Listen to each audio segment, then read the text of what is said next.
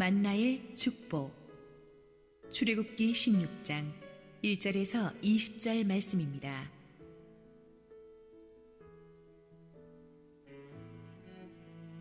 이스라엘 자손의 온 회중이 엘림에서 떠나 엘림과 시내산 사이에 있는 신광야에 이르니 애굽에서 나온 후 둘째 달 15일이라. 이스라엘 자손 온 회중이 그 광야에서 모세와 아론을 원망하여 이스라엘 자손이 그들에게 이르되, 우리가 애굽 땅에서 고기 가마 곁에 앉아있던 때와 떡을 배불리 먹던 때에 여호와의 손에 죽었더라면 좋았을 것을. 너희가 이 광야로 우리를 인도해내어 이 온 회중이 죽여 죽게 하는도다.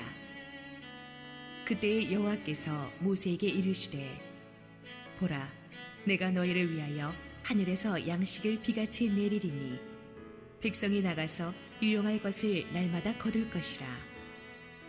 이같이 하여 그들이 내 율법을 준행하나 아니하나 내가 시험하리라. 여섯째 날에는 그들이 그 거둔 것을 준비할지니 날마다 거두던 것에 갑절이 되리라. 모세와 아론이 온 이스라엘 자손에게 이르되, 저녁이 되면 너희가 여호와께서 너희를 애굽 땅에서 인도하여 내셨음을 알 것이요, 아침에는 너희가 여호와의 영광을 보리니 이는 여호와께서 너희가 자기를 향하여 원망함을 들으셨습니다. 우리가 누구이기에 너희가 우리에게 대하여 원망하느냐? 모세가 또 이르되, 여호와께서 저녁에는 너희에게 고기를 주어 먹이시고 아침에는 떡으로 배불리시리니 이는 여호와께서 자기를 향하여 너희가 원망하는 그 말을 들으셨습니다. 우리가 누구냐? 너희의 원망은 우리를 향하여 함이 아니요 여호와를 향하여 함이로다. 모세가 또 아론에게 이르되, 이스라엘 자손의 온 회중에게 말하기를, 여호와께 가까이 나아오라. 여호와께서 너희의 원망함을 들으셨느니라 하라. 아론이 이스라엘 자손의 온 회중에게 말하매 그들이 광야를 바라보니 여호와의 영광이 구름 속에 나타나더라. 여호와께서 모세에게 말씀하여 이르시되, 내가 이스라엘 자손의 원망함을 들었노라. 그들에게 말하여 이르기를, 너희가 해질 때에는 고기를 먹고 아침에는 떡으로 배부르리니 내가 여호와 너희의 하나님인 줄 알리라 하라 하시니라. 저녁에는 메추라기가 와서 진에 덮이고 아침에는 이슬이 진 주위에 있더니 그 이슬이 마른 후에 광야 지면에 작고 둥글며 서리같이 가는 것이 있는지라. 이스라엘 자손이 보고 그것이 무엇인지 알지 못하여 서로 이르되, 이것이 무엇이냐 하니 모세가 그들에게 이르되, 이는 여호와께서 너희에게 주어 먹게 하신 양식이라. 여호와께서 이같이 명령하시기를, 너희 각 사람은 먹을 만큼만 이것을 거둘지니 곧 너희 사람 수요대로 한 사람의 한 오멜씩 거두되 각 사람이 그의 장막에 있는 자들을 위하여 거둘지니라 하셨느니라. 이스라엘 자손이 그같이 하였더니 그 거둔 것이 많기도 하고 적기도 하나 오멜로 되어 본즉 많이 거둔 자도 남음이 없고 적게 거둔 자도 부족함이 없이 각 사람은 먹을 만큼만 거두었더라. 모세가 그들에게 이르기를, 아무든지 아침까지 그것을 남겨두지 말라 하였으나 그들이 모세에게 순종하지 아니하고 더러는 아침까지 두었더니 벌레가 생기고 냄새가 난지라. 모세가 그들에게 노하니라. 할렐루야. 우리 하나님께 감사와 영광의 박수 올려드리겠습니다. 우리 함께 한번 기도하시고 하나님 말씀 보겠습니다. 사랑의 아버지, 은혜를 감사합니다. 오늘도 보배로우신 주님의 임재 앞에 우리가 있습니다. 부족한 종은 감추시고 오직 하나님의 은혜의 말씀만을 들려주옵소서. 예수님 이름으로 기도했습니다. 아멘. 지난주에 우리는 이스라엘 백성이 마라의 쓴물이 단물되는 기적을 체험하는 것을 보았습니다. 그 뒤에 그들은 반나절 만에 축복의 오아시스 엘림에 안착하게 되죠. 삭막한 광야 한가운데에서 고생 끝에 낙이 온다고 이 풍성한 엘림 오아시스가 주어졌습니다. 200만 전체가 충분히 재충전하고 재정비할 수 있는 축복의 중간 스테이션이죠. 하나님께서 때로는 우리를 고난 속에서 연단시키지만 우리가 영적으로 교훈을 배우고 나면 또 바로 축복의 엘림 오아시스를 주시기도 하십니다. 저는 우리 새로운 교회 공동체가 세상살이에 지친 여러분 모두에게 영적인 안식과 재충전을 시켜주는 축복의 엘림이 될 줄로 믿습니다. 1절 읽습니다. 이스라엘 자손의 온 회중이 엘림에서 떠나 엘림과 시내산 사이에 있는 신광야에 이르니 애굽에서 나온 후 둘째 달 15일이라. 엘림은 너무나 좋은 곳이었어요. 특히 광야 생활하다가 엘림에서 쉬니까 너무 좋았겠죠. 정말 등 따숩고 배부른 그런 아주 중간 스테이션인데 여기가 좋사오니 그러면서 주저앉고 싶은 사람들도 있었을 거예요. 그런데 하나님께서는 엘림에 머물게 하지 않으시고 또 엘림을 떠나게 하십니다. 엘림은 좋은 곳이지만 영원히 머무를 곳은 아니다. 떠나야 한다. 우리가 괜찮은 것에 취해 있다 보면 최고의 것을 망각하기가 쉬워요. 엘림이 좋아서 안주하기 시작하면 약속의 땅을 잃어버릴 수가 있어요. 그래서 엘림은 좋지만 떠나야 될 약속의 땅으로 가기 위한 활주로와 같은 것이다. 그렇게 생각하면 됩니다. 그들이 엘림을 떠나서 남쪽으로 계속 이동해서 신광야에 이르게 되었는데 그때쯤은 출애굽한 지 둘째 달 15일, 즉 애굽에서 나온 뒤 한 달 뒤를 말합니다. 이때쯤 되니까 그들이 애굽에서 가지고 온 식량이 떨어집니다. 지난번에 마라의 쓴물 사건 때는 애굽에서 나온 지 3일 만에 가지고 온 물이 떨어졌는데 이번에는 식량이 떨어져요. 여러분의 인생에서 중요한 것이 떨어질 때는, 그거 없이는 못 사는 뭔가가 떨어질 때 막 당황스럽죠. 충격이죠. 절망스럽죠. 그러나 하나님의 시각에서는 여러분의 인생에서 뭔가 떨어지는 것이 새로운 믿음으로 점프하는 축복의 또 시작이라고 보면 됩니다. 그러니까 떨어질 때 절망하지 말고 기대하십시오. 물이 떨어지고 식량이 떨어지고 내 시험에서 떨어지고 직장을 잃어버리고 앞길이 막막할 때 하나님은 새로운 길을 여러분을 위해 열어주실 것입니다. 그런데 이스라엘 백성들이 성숙하지 못하니까 그렇게 쿨하게 반응하지 못합니다. 2절 읽습니다. 이스라엘 자손 온 회중이 그 광야에서 모세와 아론을 원망하여, 여기서 원망한다는 히브리 말은 수군거리며 불평한다는 말입니다.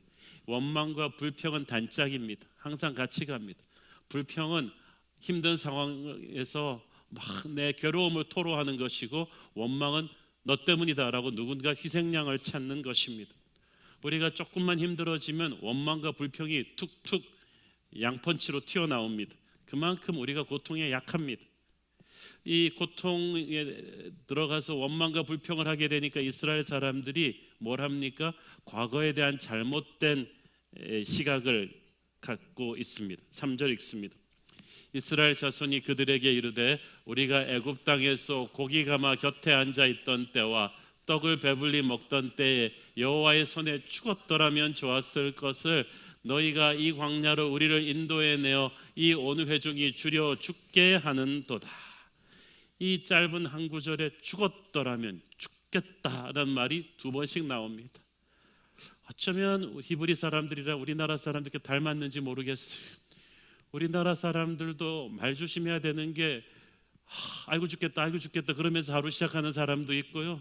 죽고 싶다, 죽었으면 좋겠다, 차라리 죽는 게 낫겠다 이런 말 너무 많이 해요. 그래서 그런지 우리나라가 OECD 국가들 중에서 10년 동안 자살률 세계 1위입니다. 40대 남자들의 스트레스성 사망도 세계 1위예요. 저는 그 중요한 원인 중에 하나가 우리 민족의 그 입버릇 때문인 것 같아요. 지금이라도 죽겠다는 말을 하지 마십시오. 불평과 원망 속에서 그들은 죽겠다고 하면서 애굽을 그리워합니다. 애굽에 있을 때는 좋았는데 거기서는 잘 먹고 잘 살았다는 거예요. 그런데 잘 보세요. 우리가 애굽 땅에서 고기 가마 곁에 앉아 있던 때, 고기를 직접 먹은 것도 아니고 고기가 막 곁에 앉아 있던, 이 말이 무슨 말이냐 하면요, 이들은 주인들의 고기를 삶아주는 요리하는 종들이었어요. 노예들이었어요. 그래서 애굽 사람들은 잘 먹고 잘 살았지만 그들은 히브리 노예들로서 그냥 간신히 안 죽을 정도만 음식을 공급받으면서 중노동에 시달렸습니다. 그렇게 괴로워서 하나님께 부르짖었고, 그러니까 하나님이 모세를 보내서 출애굽시켜준 거 아니에요. 그런데 그거 다 까맣게 잊어버리고 식량 좀 떨어졌다고 애굽대가 좋았다. 그런데 가만 보면요, 이스라엘 사람들뿐 아니라 우리에게도 이상한 옛날이여 신드롬이 있습니다. 과거에 대한 이상한 비현실적인 노스탈지아가 있는 거예요. 사는 게 조금만 팍팍해지면은 갑자기 옛날을 그리워하기 시작합니다. 세시봉 열풍이 불면서 갑자기 70, 80 시대에 대한 향수가 일어나고, 응답하라 1988 시리즈가 나오면서 갑자기 80년대 후반이 그렇게 아름다워 보이고, 그때는 이웃끼리 정이 있었고 따뜻했고 이렇게 막 합니다. 그러나 그거는 드라마가 미화해서 포장해주는 과거고요. 실제 그 당시가 그렇게 좋았습니까, 여러분? 그 시대를 살았던 여러분, 그때로 되돌아가고 싶으세요? 그렇고 싶지 않을걸요? 우리가 북한보다 경제적으로 잘 살게 된 게 70년대 중반부터였어요. 초반 중반부터. 우리나라가 공식적으로 보릿고개 면한 것이 1988년 서울올림픽 때부터입니다. 그 당시까지만 전까지만 해도 학급에서 자기 도시락 못 사오는 사람들 많았어요. 그렇게 한국에서 사는 게 힘드니까 60년대, 70년대, 80년대 그렇게 100만이 넘는 한국인들이 전 세계로 살 길을 찾아서 이민 간 거 아니에요? 미국으로, 캐나다로, 호주로, 독일 쪽으로는 우리나라 대학 졸업자들도 광부로 갔어요. 그만큼 나라가 살기가 어려웠어요. 그때만 해도 한참 이민 많이 갈 때는 미국으로만 한 해에 3만 명, 5만 명씩 들어갔어요. 그런데 요즘은 몇 명 가는 줄 아세요? 요즘은 300명, 400명도 안 간대요, 미국 이민을. 오히려 한국으로 들어오는 역이민이 갑자기 많이 늘어났어요. 그래서 얼마나 한국에 잘 살게 됐는지 작년에 제 LA 친구가 LA 상국 들어왔고 그 얘기를 하더라고요. 자기들이 요즘 한국에 들어오면 요즘 LA 조선족이래요. 한국 사람들이 얼마나 잘 사는지 자기들은 100불 가지고 벌벌 떠는데 강남에서는 두세 명 밥 먹으면 금방 10만 원 나가고, 자기들이 너무 촌스러워졌다는 거예요. 한국 너무 잘 살게 됐다는 거예요. 그런데 우리가 힘들면 과거가 좋았다니요. 하나님은 우리를 더 발전시키고 계세요. 더 좋은 것으로 주시는 분이세요. 그러니까 힘들 때마다 옛날이 좋았다 그러지 마세요. 하나님은 지금 현재 하나님이시고 미래의 하나님이십니다. 아직 최고의 것은 오지 않았다는 걸 믿으셔야 돼요. 이스라엘 백성들은 애굽이 살기 좋지 않았어요. 하나님의 백성에게는 축복의 약속의 땅으로 가야만 해요. 가는 광야가 조금 힘들 뿐이지 옛날로 되돌아갈 수 없어요.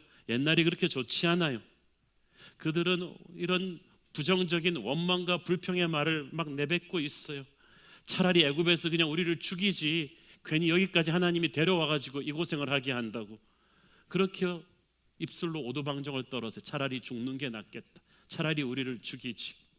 이들의 불평 불만의 언어는 먹을 게 부족해서가 아니라 믿음이 부족해서 온 거예요. 하나님은 약속하셨잖아요. 출애굽 시킬 때 약속하셨어요. 내가 너희들을 시내산으로 데리고 가서 경배를 받을 것이다. 약속의 땅에 데려가서 하나님의 나라를 이루게 할 것이다. 그러면 비전을 주셨는데 데려가는 길에 굶겨 죽이겠어요? 근데 그걸 믿지 못해요. 텅 빈 광야를 보면서 텅 빈 뱃속을 가지고 생각을 하니까 모든 게 죽겠는 거예요. 그냥 사면이 꽉 막혀버리는 거예요. 입에서 나오는 대로 불평의 말을 마구 내뱉었어요. 8절을 보세요. 모세가 또 이르되 여호와께서 저녁에는 너희에게 고기를 주어 먹이시고 아침에는 떡을로 배불리시리니 이는 여호와께서 자기를 향하여 너희가 원망하는 그 말을 들으셨음이라. 우리가 누구냐? 너희의 원망은 우리를 향하여 함이 아니요 여호와를 향하여 함이로다. 자, 너희가 원망하는 말이 어디 가는 게 아니고 하나님이 들으신다. 이 말에 밑줄 착착 그으세요. 하나님은 말씀으로 세상을 창조하신 분이기 때문에 하나님의 백성에게도 입술의 권세를 주셨어요. 그 말은 그 권세를 잘 사용하면 능력과 축복이 우리에게 오지만 그 권세를 잘못 사용하면 저주와 재앙이 우리와 우리 자손의 미래에 온다는 거예요. 이 말은 만고불변의 진리입니다, 여러분. 여러분의 언어에 따라서 여러분의 권위 밑에 있는 사람들의 미래가 열리느냐 닫히느냐가 결정돼요. 아버지, 엄마는 말을 조심하셔야 돼요. 여러분이 어떤 힘든 상황 속에서도 믿음과 소망의 언어를 하셔야지, 절망과 부정적인 말을 하면 여러분 자녀의 미래가 닫혀버려요. 지금 힘든 게 문제가 아니에요. 순장이 부정적인 말을 하면 순원들의 미래가 닫혀요. 교회의 목회자와 장로님들과 그 교회 리더들이 지금 어떤 믿음의 언어를 하고 있는가를 보면 그 교회가 앞으로 부흥할 것인가 안 할 것인가를 알 수가 있어요. 하나님께서 여러분의 말을 듣고 계세요. 그러니까 여러분 말씀을 조심하셔야 돼요. 하나님은 우리가 내뱉은 말에 대해서 어떻게든 반응을 하십니다. 우리가 그 입술의 열매를 먹고 살게 하세요. 그렇기 때문에 여러분 입술을 관리하십시오. 지금부터 비전의 언어로 말을 고치세요. 그러면 여러분 가족의 운명이 달라지고 교회 운명이 달라질 줄로 믿습니다. 불평과 원망의 요소는 어디든지 있어요. 그러나 고난 속에서 하나님의 뜻을 깨닫는 사람은 감사와 축복의 언어를 말할 것이고 그는 그로 인해서 살아날 거예요. 하지만 계속 불평과 원망을 하는 사람은 점점 멸망의 길로 가게 될 거예요. 죽겠다고 말한 이스라엘 백성은 실제로 다 죽었어요. 여러분 죽음을 말하지 말고 생명을 이야기하세요. 광야를 이야기하지 말고 은혜를 이야기하세요. 그러면 그것이 현실이 될 것입니다. 모세는 불평불망이 가득 찬 백성들한테 일일이 불러가지고 설명해주고 이해시키려고 하지 않았습니다. 모세는 지난주도 그랬지만 이 백성들을 하나님의 임재 앞으로 데려갑니다. 9절 봅니다. 모세가 또 아론에게 이르되 이스라엘 자손의 온 회중에게 말하기를 여호와께 가까이 나오라. 여호와께서 너희의 원망함을 들으셨느니라 하라. 하나님 앞으로 가까이 나오라. 하나님의 임재 앞으로 나와라. 그렇죠? 10절 아론이 이스라엘 자손의 온 회중에게 말하며 그들이 광야를 바라보니 여호와의 영광이 구름 속에 나타나니라. 여호와의 영광이 그들이 광야를 보는데 구름 속에 나타났다. 불신의 눈으로 광야를 보고 있을 때는 거기는 절망뿐이에요. 그런데 믿음의 눈으로 광야를 보니까 여호와의 영광이 나타납니다. 지금 여러분의 인생이 광야 속에 있는 분은 믿음의 눈으로 그 광야를 봐야지, 그렇지 않으면 광야는 절망입니다. 불경기입니다. 그러나 믿음의 눈으로 보면 하나님의 영광이 나타나기 시작할 것입니다. 모세는 모든 백성들이 하나님의 영광 앞에 압도되는 자리로 그들을 데려갔어요. 그들은 광야 속에 나타난 구름 기둥을 보면서 홍해를 가들 때 그들과 함께했던 구름 기둥, 불 기둥의 능력을 다시 한번 기억했을 것입니다. 잠시 어렵다고 해서 하나님의 능력을 잊고 불평불만을 일삼았던 그들의 잘못을 뉘우쳤을 거예요. 성경은 자세히 말하지 않지만 그들이 여호와의 영광을 보고 있는 이 순간은 거룩한 침묵의 순간이 되었을 것입니다. 회개의 시간이 되었을 것입니다. 그들의 오두방정 떨었던 입술을 닫는 영적 대각성의 시간이 되었을 것입니다. 이게 영적 지도자가 해야 될 일이에요. 광야에 부딪혔을 때, 절망에 부딪혀서 그 공동체 구성원들이 부정적인 말을 막 쏟아놓기 시작할 때 영적 지도자는 스톱을 시키고 여호와의 임재 앞으로 그들을 데려가야 합니다. 가정에서 힘들어져서 불평불만이 나올 때 가정의 아버지 어머니는 다 같이 기도의 자리로 데려가야 됩니다. 교회가 힘들어지고 불평불만의 말이 나왔을 때 교회는 예배로 나가야 돼요. 기도의 자리로 나가야 돼요. 여호와의 임재 앞에 엎드려야 돼요. 그러면 모든 허물과 불평불만과 문제가 하나님의 보혈로 인해서 덮이기 시작합니다. 그의 영광의 임재가 인간들의 소리를 잠재웁니다. 모세는 그 체험을 하게 한 뒤에 하늘의 만나가 내리게 했습니다. 하나님은 육체의 배고픔을 채워주기 전에 하나님의 백성들이 여호와의 영광 앞에 엎드리기를 원했어요. 은혜를 체험하기를 원했어요. 이 순서가 굉장히 중요합니다. 은혜를 체험하지 않고 여호와의 영광에 압도되는 그 경험이 없이 물질을 받고 배를 채우면요 방자해져요. 시험이 드는 거예요. 그러나 여호와의 영광 앞에 먼저 예배하고 물질의 축복이 올 때 그들은 살아나게 되는 것입니다. 백성들은 불평불만을 했는데 하나님은 예배를 통해서 나타나시고 하늘 문을 여시고 만나를 주셨다. 참 하나님은 너무 착하신 분이에요. 속도 없으세요. 저 같으면 이때가 알밤을 줄 타이밍이거든요. 야, 내가 정말 엘림에서 니들 살려준 지가 바로 얼마 됐다고 또 불평불만이냐 그러면서 그냥 알밤을 때려줄만 한데, 하나님은 아직 믿음이 어리니까 그러려니 하면서 하늘 문을 여시고 만나를 비처럼 부어 주셨습니다. 하늘로부터 내리는 양식이 왜 만나가 되었는가? 14절 15절 읽습니다. 그 이슬이 마른 후에 광야 지면에 작고 둥글며 서리같이 가는 것이 있는지라 이스라엘 자손이 보고 그것이 무엇인지 알지 못하여 서로 이르되 이것이 무엇이냐 하니 모세가 그들에게 이르되 이는 여호와께서 너희에게 주어 먹게 하신 양식이라. 이렇게 만나가 쭉 내렸는데 가시 같고 휘고 꿀 섞은 과자 같았다고 31절에 보면 되어 있어요. 생전 처음 보는 거니까 다들 물어보는 거예요. 너 이게 뭐냐? 이게 뭐야? 이게 뭐야? 그러면 What is it? What is it? 그래서 그게 히브리어로 만나예요. 이게 뭐야? 어떤 음식이 이게 뭐야라는 음식이 있어요. 이게 만나가 그래요. 이 만나는 하나님이 주신 좋은 선물이었습니다. 아직껏 지구상의 그 어떤 인간도 경험해 보지 못한, 애굽의 산의 진미에서도 발견하지 못한, 그들이 노력하지 않아서 얻은 하늘의 음식이었어요. 100% made in heaven이에요. 그런데 그 품질이 지상의 어떤 것보다도 뛰어났어요. 만나가 굉장히 평범해 보였지만 그것만 먹어도 40년 광야 생활 동안 이스라엘 사람들이 비타민, 탄수화물, 단백질 부족한 게 없어요. 그러니까 모든 종합, 인간이 생존하는 데 필요한 종합 영양소가 농축되었고 그 안에 들어가 있는 거예요. 이건 마치 미국 나사 항공우주국에서 특수 개발한, 그래서 우주인들이 먹는 고농축 종합 영양 식단과 똑같은 거예요. 하나님이 그걸 하늘에서 만드셔서 주신 거예요. 그러니까 이집트의 산의 진미처럼 화려해 보이지는 않았지만 그 품질은 훨씬 뛰어난 거죠. 하나님이 주는 양식이 항상 그렇습니다. 평범해 보이지만 뛰어나요. 이 만나가 하나님의 선물입니다. 인간이 대가를 지불하지 않았어요. 돈 주고 사지도 않았고 노동하지도 않았는데 하늘에서 하나님이 비처럼 쏟아부어 주셨습니다. 자, 여러분, 장관이죠. 첫눈 내리는 것만 봐도 장관인데 이게 다 밥이란 말이에요.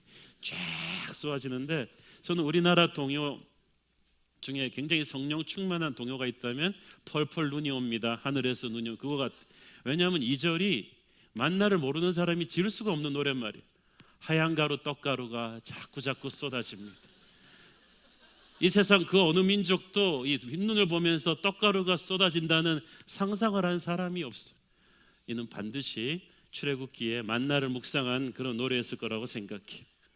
40년 동안 하나님의 백성들이 만나를 먹고 살았습니다. 광야에서, 척박한 곳에서 하나님께서 하나님의 백성들만 먹이셨어요. 다른 사람들은 아니에요. 여러분, 만나가 없었으면요, 이스라엘 백성들은 지금 시리아 난민 같은 집단 거짓됩니다.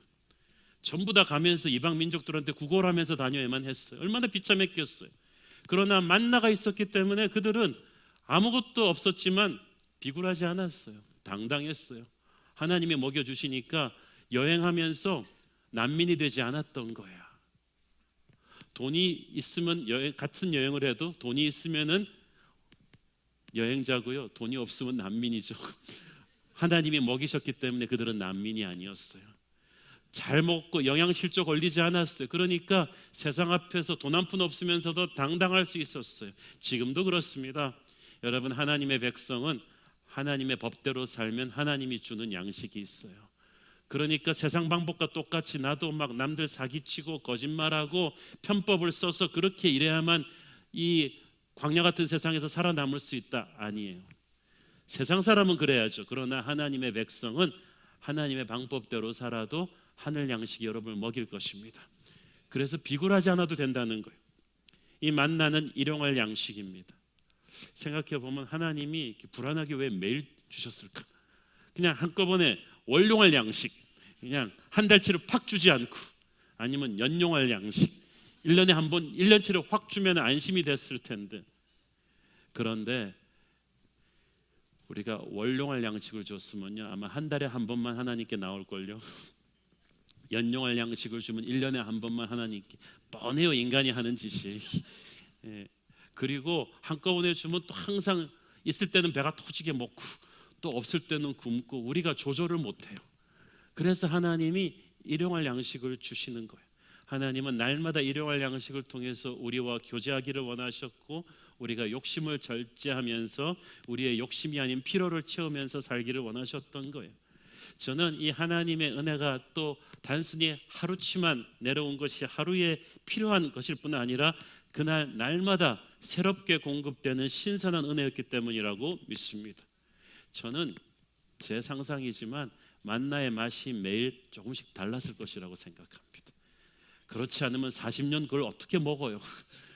엄마가 음식을 해주면 엄마 밥이 맛있지만 똑같은 식단으로 주지는 않아요. 오늘은 청국장, 내일은 냉면, 뭐 이렇게 참고로 제가 좋아하는 음식들이죠.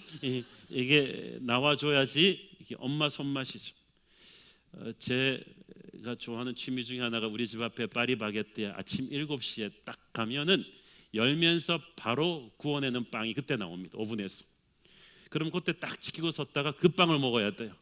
그리고 커피도 물어봤다가 지금 막 로스트된 걸 갖다가 바리스타한테 잘 부탁하면 딱 해줘요. 그러면 그때 딱 나오는 빵과 그때 딱 나오는 커피를 먹으면서 큐티를 해야지, 이게 뭐 며칠째 된 식빵과 믹스 커피를 가지고 하는 거는 완전히 다르거든요. 그날 그 순간에 나오는 신선한 빵이 날마다 맛이 달라요. 그리고 빵도 가보면 요새 종류가 많잖아요. 인간도 뭐 단팥빵, 곰보빵 그러는데 이 만나도 그렇게 내렸을 거예요. 그러니까 날마다 나오는 그 흥분과 기대감이 있죠. 오늘은 또 어떠한 음식 잘하는 엄마 밑에 자라는 자녀들은 날마다 오늘 저녁은 뭐 주지? 하는 기대감이 있듯이 하나님에 대한 신선한 기대감이 있어요. 그 날마다 다른 은혜가 있다는 거예요. 여러분, 날마다 하나님은 우리가 알지 못하는 새로운 은혜를 우리에게 주십니다. 그래서 여러분, 하루에 여러분한테 일어나는 모든 일들이, 여러분이 만나는 모든 사람들이 다 하나님이 그날 주시는 만나인 줄을 믿으세요. 그래서 어제나 오늘이나 뭐 나는 뭐 똑같아, 지루한 인생이야, 그렇게 생각하지 마세요. 오늘은 하나님이 예비한 특별한 날이 될 것이다. 하나님이 어제 맛보지 않은 특별한 은혜를 주실 것이다. 오늘 내 안에 있는 특별한 능력을 끄집어내실 것이고, 오늘 내게 축복이 되어줄 사람을 보내주실 것이고, 어떤 일이 일어나게 할 것이고, 그날을 기대하는 거예요. 매일매일 하나님이 주는 특별한 은혜의 만나가 올 것을 여러분 믿으세요. 그러니까 이스라엘 백성들이 지루하지가 않았어요. 만나는 하나님의 영광이 보여지는 도구였습니다. 6절 7절 읽습니다. 모세와 아론이 온 이스라엘 자손에게 이르되 저녁이 되면 너희가 여호와께서 너희를 애굽 땅에서 인도하여 내셨음을 알 것이요, 아침에는 너희가 여호와의 영광을 보리니 이는 여호와께서 너희가 자기를 향하여 원망함을 들으셨습니다. 우리가 누구이기에 너희가 우리에게 대하여 원망하느냐. 자, 그들은 모세와 아론을 원망했지만 실은 모세와 아론이 아닌 그들을 통해 이스라엘을 인도하신 하나님을 원망하는 거였죠. 그런데 저녁 때 이제 메추라기 때가 와서 그들의 이 고기가 되고, 그 다음에 아침에는 만나가 내립니다. 만나와 메추라기 때를 통해서 하나님은 너희에게 여호와의 영광을 보여줄 거라고 하십니다. 그러니까 만나는 단순히 우리의 배를, 굶주림을 채워주는 도구가 아니라 하나님의 영광을 알려주는 도구예요. 하나님이 얼마나 좋은 분이신지, 얼마나 크고 풍성하신 분인지를 우리에게 알려주는 교과서예요. 하나님은 때로는 어떤 사건을 통해서 우리에게 말씀하십니다. 하나님 아니면 줄 수 없는 어떤 선물이 있어요. 어떤 인생의 치료와 기름 부심이 있는 거예요. 하나님이 아니면 올 수 없는 돈이 딱 온 거예요. 하나님이 아니면은 이루어질 수 없는 작품이 딱 나온 거죠. 마치 레오나르도 다빈치가 최후의 만찬 그리고 나서 나는 더 이상의 뛰어난 작품을 그릴 수가 없다고 했듯이, 이거는 This is a God-given gift, 하나님이 주신 선물이다라고 말할 수밖에 없는 게 있듯이, 이 만나와 메추라기 때는 만마다 올 때마다 그들에게 하나님의 영광을 깨닫게 하는 특별한 하나님의 선물이었어요. 영국 고아들의 아버지 기도의 용사 조지 뮬러는 일생에 5만 번이 넘는 기도 응답을 받았지 않습니까? 수백 수천 명의 고아들을 길러내면서 한 번도 외부에다가 도움 요청하지 않았습니다. 오직 기도로서 매 끼마다 주는 하느님의 만나를 체험했어요. 때로는 식사 시간 5분 전에 도착한 출처를 알 수 없는 신선한 빵들로 인해서 뮬러는 하나님께 감사했습니다. 그에게 있어서 매일매일 아침 식사, 점심 식사는 하나님의 영광이었어요. 지금 여러분의 인생 가운데 광야길을 지나고 계신 분들 계시죠? 먹고 사는 문제로 당장 절박함에 처한 분들에게 오늘 하나님께서 말씀하십니다. 만나의 하나님이 여러분의 하나님입니다. 그분은 아직도 신실하게 여러분을 먹여 살리실 거예요. 그러니까 절망하지 마세요. 하나님은 만나를 통해 이스라엘 백성들을 시험하셨습니다. 만나 안에도 메시지가 담겨 있지만 만나를 어떻게 받는가에 따라서도 지침이 있었어요. 메시지가 있었어요. 16절 18절 읽습니다. 여호와께서 이같이 명령하시기를 너희 각 사람은 먹을 만큼만 이것을 거둘지니 곧 너희 사람 수요대로 한 사람의 한 오멜씩 거두되 각 사람이 그의 장막에 있는 자들을 위하여 거둘지니라 하셨느니라.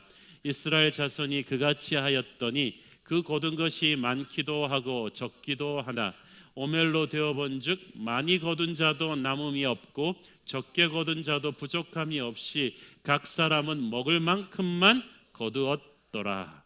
첫째, 하늘에서 만나가 내리지만 자기가 나가서 자기 가족 먹을 만큼 거둬와야 된다. 자기가 수고를 해야 된다는 거예요. 사실 전능하신 하나님께서는 만나를 내릴 때 정확한 주소지로 여러분의 입속에다 딱딱 갖다 넣어줄 수도 있었을 거예요. 그런데 굳이 다 나와서 거두어가라는 거예요. 하나님은 은혜의 선물을 주시지만 우리를 버릇나쁜 게으른 아이로 키우지는 않으십니다. 하나님의 축복을 우리의 수고라는 그릇에 담아서 먹게 하십니다. 그래서 지금도 하나님의 백성들은 부지런해야 돼요. 열심히 일하셔야 돼요. 그래야 하나님의 축복을 여러분이 거둘 수가 있죠. 둘째, 만나를 주워 담아 올 때 한 사람이 나가서, 특히 가장들이 나가서 자기 식구 먹을 것을 거두오는데 1인당 하루에 5멜씩만, 한 2.3리터 정도 되는 분량이 한 5멜이거든요. 이걸 1인당 한 5멜을 먹어야 하루 양식이 되는 것 같아요. 그 정도를 정확하게 재서 가져오라고 했습니다. 그런데 하나님이 그렇게 하라 그랬으면 꼭 그렇게 하면 되는데 꼭 가가지고 갈구리 손으로 그냥 막 모아오는 분들이 있어. 우리가 송구영신 예배 때 교회에서 백설기 떡을 드릴 때 꼭 한 가정에 하나씩만 갖고 가라고 하는데도 그냥 믿음의 분량이 커가지고 그냥 주머니 여러 개 달린 옷을 입고 와가지고 안주머니 속주머니 갖고 다 넣고 가는 분들이 계세요. 그런데 만약 여러분이 그렇게 했는데 집에 가보니까 떡이 한 개요. 대여섯 개를 넣었는데 그게 지금 만나 사건에 일어난 사건이야. 그 욕심 부린 사람들도 야, 우리 옆집 식구보다 몇 배는 갖고 와서 집에 와보니까 양이 줄어 있어. 또 어떤 집 가장은 몸이 약해가지고 힘센 가장들보다 더 힘이 없어서 많이 못 갖고 왔어. 가족들한테 미안한 마음이 있어. 야, 아빠가 힘이 약해서 많이 못 갖고 왔다. 근데 열어보니까 옆집에 힘센 헤라클레스 아빠랑 똑같아 갖고 온 게 하나님께서 조절하신 거야. 지금도 우리 정치의 화두가 분배를 어떻게 하느냐, 복지를 어떻게 하느냐가 문제잖아요. 하나님의 분배는 기가 막힙니다. 필요를 공급해 주시지 욕심을 채워주지는 않는다는 거야. 여러분이 욕심만 버리면 행복할 수가 있어요. 이제는 보릿고개 지났어요. 이제는 정말 굶주린 문제가 아니라 우리의 욕심인 경우가 많습니다. 욕심을 버려야 합니다. 19절 20절 읽습니다. 모세가 그들에게 이르기를 아무든지 아침까지 그것을 남겨두지 말라 하였으나 그들이 모세에게 순종하지 아니하고 더러는 아침까지 두었더니 벌레가 생기고 냄새가 난지라 모세가 그들에게 노하니라. 자, 만나의 두 번째 원칙은 그날 먹을 만큼만 갖고 와서 그날 다 먹어야 되는 거예요. 그런데 어떤 분들은 조금 세이브해가지고 그 다음날 것까지 남겨놨더니 음식에 벌레가 생겼어요. 그렇게 하지 말라 그랬는데 꼭 그러는 사람들이 있어요. 그 모세가 화를 냈어요. 모세의 분노는 하나님의 분노입니다. 왜냐하면 아까 한 가정이 먹을 만큼보다 더 많이 모아간 것은 욕심의 문제지만 오늘 다 먹으라 그랬는데 내일 것까지 남겨둔 것은 불신의 문제예요. 왜 남겨뒀겠어요? 혹시 내일은 하나님이 맘 바꾸시면 어떡하지? 내일은 하나님이 피곤하셔서 안 나오시면 어떡하지? 하나님을 불신한 거야. 하나님을 자기들과 똑같은 수준에서 보니까 내일 하나님이 안 주시면 어떡하지? 못 주시면 어떡하지? 이 생각을 한 것입니다. 자신의 미래는 자기가 책임져야 된다고 생각하는 거예요. 참 보면 이렇게 걱정 근심에 은사를 받은 분들이 있어가지고 일어나지도 않은 일들을 미리 앞당겨 걱정합니다. 그러니까 미래에 대한 걱정이 너무 많아서 오늘 만나를 먹으면서 기뻐하지 않고 혹시 내일은 만나가 없으면 굶으면 어떡하지라는 생각에 오늘 먹는 만나가 소화가 잘 안 돼요. 하나님께서는 내일 먹을 것까지 모아오지 말라고 하셨어요. 저축이 나쁘다는 것이 아니라 내일에는 내일의 만나가 내릴 것이다. 너희들의 과거와 현재를 책임진 내가 너희들의 미래까지도 책임질 것이다. 그래서 어떤 대기업 회장이 말했던 10년 앞뒤에 먹고 살 걸 걱정하라. 그거 자기가 걱정해서 뭐해요? 하나님께서 하나님의 백성의 미래를 책임을 지십니다. 뒷날의 부족은 믿음으로 소망하면서 그날의 하나님의 은혜에 만족하고 감사하라는 거예요. 그것을 하나님은 시험하셨어요. 이같이 하여 4절 그들이 내 율법을 준행하나 아니하나 내가 시험하리라. 나를 얼마나 끝까지 믿고 있는지를 내가 시험하리라. 하나님은 이 만나를 모으는 과정에서 그들을 시험하셨어요. 여러분, 고난만 하나님이 우리를 시험하는 도구가 아니라 축복도 하나님이 우리를 시험하는 도구예요. 만나의 축복을 주면서 하나님은 그 만나를 욕심 없이 모아오고 그리고 남겨두지 말라고 하시면서 믿음을 테스트하셨습니다. 그 사람이 어떻게 순종하는지를 보면 그 사람의 믿음의 깊이를 알 수 있죠. 하나님을 온전히 믿는 사람은 말씀 그대로 순종합니다. 그런데 하나님을 완전히 믿지 못하면 순종을 하긴 하는데 삐뚤어진 순종을 해요. 만나를 줍긴 줍는데 욕심을 내서 더 주워 온다든가, 그날 다 먹으라고 했는데 조금 내일을 위해서 남겨둔다거나. 여러분, 온전히 하나님을 믿기를 바랍니다. 온전히 순종하기를 바랍니다. 오늘의 하나님이 내일의 하나님이시기도 할 거예요. 그래서 하나님을 믿고 담대하십시오. 출애굽기의 이 만나는 영원한 만나 되시는 예수 그리스도를 상징합니다. 예수님은 말씀이 육신이 되신 분이거든요. 그래서 오직 예수님만이 생명의 떡임을 알게 하시려고 하나님께서 이 구약 출애굽 시대에 이 만나를 보여주신 거예요. 요한복음 6장 48절 51절 내가 곧 생명의 떡이니라. 너희 조상들은 광야에서 만나를 먹었어도 죽었거니와 이는 하늘에서 내려오는 떡이니 사람으로 하여금 먹고 죽지 아니하게 하는 것이니라. 나는 하늘에서 내려온 살아있는 떡이니 사람이 이 떡을 먹으면 영생하리라. 내가 줄 떡은 곧 세상의 생명을 위한 내 살이니라 하시니라. 만나가 좋지만 만나를 먹은 사람은 육체의 배고픔만 해결하고 늙으면 죽었어요. 영원한 생명의 떡이신 예수 그리스도를 믿는 사람은 영원히 죽지 않는 영생을 선물로 받게 될 거라는 거예요. 그리고 영원한 생명뿐 아니라 이 땅에서 살아가면서도 끊임없는 하늘의 생기가 영의 양식이신 하나님의 말씀을 통해, 만나를 통해 우리에게 날마다 공급될 것입니다. 그래서 우리에게 날마다 이 말씀이 올 때 예수님의 생명이 들어오는 거예요. 그래서 만나를 매일 아침 나가서 먹어야 되듯이 우리도 날마다 하늘의 양식인 하나님의 말씀을 먹어야 되는 거예요. 기도의 자리에, 예배의 자리에 나가서 예수님이 주시는 은혜의 양식을 먹지 않으면 우리는 버틸 수가 없어요. 어제의 은혜로 오늘을 살 수는 없어요. 어제 먹은 빵으로 오늘을 버틸 수가 없는 것과 똑같은 거죠. 요한복음 6장 35절 보세요. 예수께서 이르시되 나는 생명의 떡이니 내게 오는 자는 결코 줄이지 아니할 터이요 나를 믿는 자는 영원히 목마르지 아니하리라. 생명의 떡이신 예수님을 먹고 배부르려면 예수님께로 와야 돼요. 내게 오는 자는 아무리 만나를 줘도 자기가 받으러 오지 않으면 무슨 소용이 있겠어요. 오늘도 하나님의 백성에게 하나님은 은혜의 만나를 주고 계십니다. 이 설교가 바로 은혜의 만나예요. 여러분 큐티 책자에 들어있는 말씀이 그날 하나님이 주시는 은혜의 만나예요. 그걸 붙잡고 하루를 시작하셔야 돼요. 하나님은 아까 말씀드렸죠. 만나가 날마다 맛이 달랐을 것이라고. 하나님께서는 영양도 다르게 하셨을 거예요. 오늘은 비타민 C를 흠뻑 넣어서 보내야지, 오늘은 비타민 A를 실컷 넣어서, 오늘은 칼슘을 넣어서 보내야지. 하나님께서는 우리에게 주는 생명의 양식의 말씀도 그렇게 하실 거예요.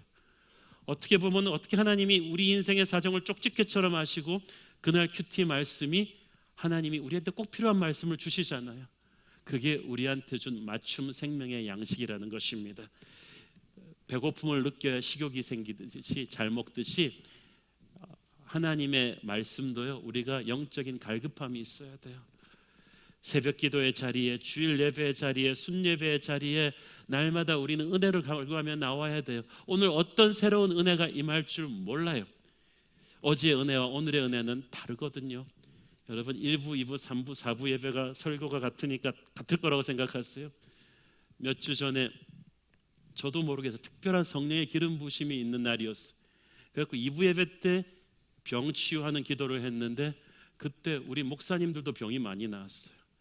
교회에서 목사가 나오면 진짜 기적이 임한 거겠지. 목사 장로님들이 기적을 체험한 거예요.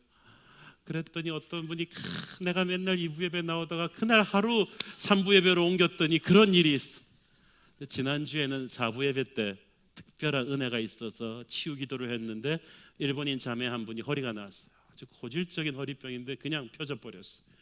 그런 기적이 있어요. 하나님께서 그렇기 때문에 언제 어느 구름에 은혜의 단비를 준비하셨는지 몰라요.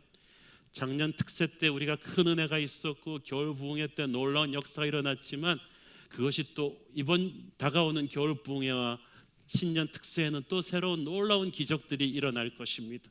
우리는 그 새로운 은혜를 먹고 생명의 양식을 먹고 또 다음 단계로 점프할 것입니다. 그래서 여러분은 믿으셔야만 합니다. 사람은 떡으로 사는 것이 아니라 오직 하나님의 말씀으로 살 것이라. 하나님은 말씀을 통해서 기적을 주시고 치유를 주시고 능력을 주시고 하늘의 생기를 저와 여러분에게 주시는 줄로 믿습니다. 그 생기를 받고 우리는 광야 같은 세상에서 다시 한번 일어서서 전진하게 될 것입니다. 기도하겠습니다. 사랑의 아버지, 은혜를 감사합니다. 오늘도 은혜의 만나를, 생명의 양식을 주시니 감사합니다. 그 은혜의 만나를 먹고 다시 일어나 세상을 이길 것입니다. 주여 우리에게 힘을 주시옵소서. 예수님 이름으로 기도했습니다. 아멘.